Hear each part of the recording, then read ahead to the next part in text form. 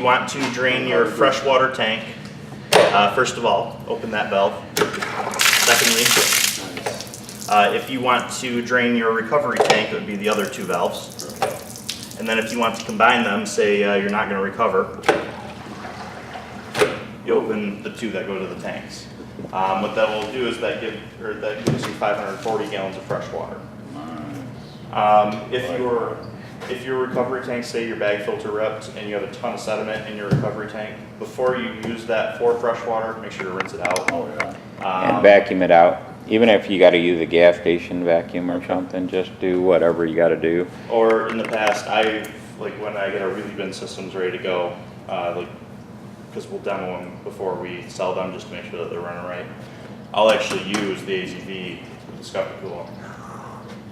My only word of warning or my only wisdom for that is if the scupper tool falls off inside of there, it's like a 3-hour process. I bet. It doesn't float, does it? You just fill it with water to it. Yeah, I wish. This is why it takes me so long to clean our Wheelie bin machines.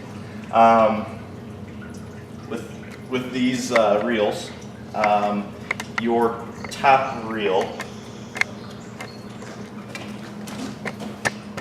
yes, your top reel cannot be ran at the same time as that inside one.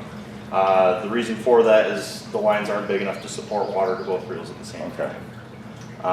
So you could just shut that one off. I mean, I like this idea of dedicating that for a chemical spray. Yep. You know. Then just shut it off. And just shut it off, we're good to go. Okay. Yep.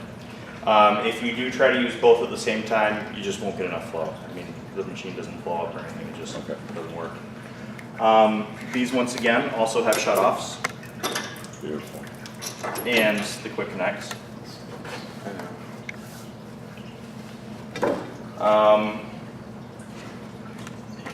Breakers.